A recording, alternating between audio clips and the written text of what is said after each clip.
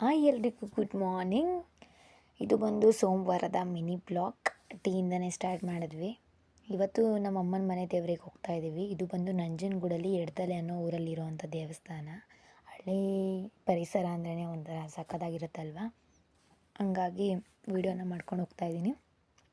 ನಾವು ಆಲ್ರೆಡಿ ಏನೇನು ಬೇಕು ಪೂಜೆಗೆ ಅಂತ ಹೇಳಿ ಬರಬೇಕಾದಾಗ ಎಲ್ಲ ತಂದುಬಿಟ್ಟಿದ್ವಿ. ಒಂದೊಂದು ಟೈಮ್ ನಾವು ಹೋದಾಗ ಅಂಗಡಿಗಳಲ್ಲಿ ನಾನು ಕೇಳಿದ್ದೀರಲ್ಲ, ಇವಾಗ ಆಲ್ರೆಡಿ ಇರ್ಬೋದು, ಬಟ್ ಅದರ ರೇಟ್ ಎಲ್ಲ ಜಾಸ್ತಿ ಹೇಳ್ತಾರೆ. ಹಂಗಾಗಿ ನಾವು ಇಲ್ಲೇ ತೊಗೊಂಡು ಎಲ್ಲ ರೆಡಿ ಮಾಡ್ಕೊಂಡು ಹೊರಟಿದ್ವಿ.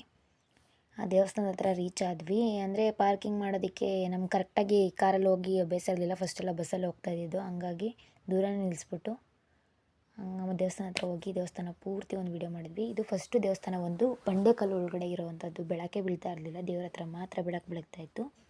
ಈಗ ಅದೇ ಬಂಡೆಕಲ್ಲನ್ನ ಕೊರೆದು ಸಖತ್ತಾಗಿ ಮಾಡಿದ್ದಾರೆ. ದೇವಸ್ಥಾನ ಮಾತ್ರ ಸಖತ್ತಾಗಿದೆ, ಕಲ್ಲಲ್ಲಿ ಕೆತ್ತನೆ ಮಾಡಿರುವಂಥದ್ದು.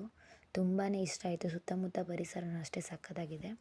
ಹಾಗೆ ಒಳಗಡೆ ಎಲ್ಲ ಒಂದು ವೀಡಿಯೋ ಮಾಡ್ಕೊಂಡು ಬಂದೆ. ಅದನ್ನು ಇನ್ನೂ ಇಂಪ್ರೂವ್ ಮಾಡ್ತಿದ್ದಾರಂತೆ, ಮುಂದೆ ಎಲ್ಲ ಕಟ್ತಾರಂತೆ. ಅದೇ ರೀತಿ ಎಲ್ಲ ಚೆನ್ನಾಗಿ ಮಾಡ್ತೀವಿ, ನಿರ್ಮಾಣ ಆಗುತ್ತೆ ಅಂತ ಹೇಳಿದರು. ಇದು ಬಂದು ನಮ್ಮ ಮನೆ ದೇವರು ಶ್ರೀ ನಗರೇಶ್ವರ ಸ್ವಾಮಿ.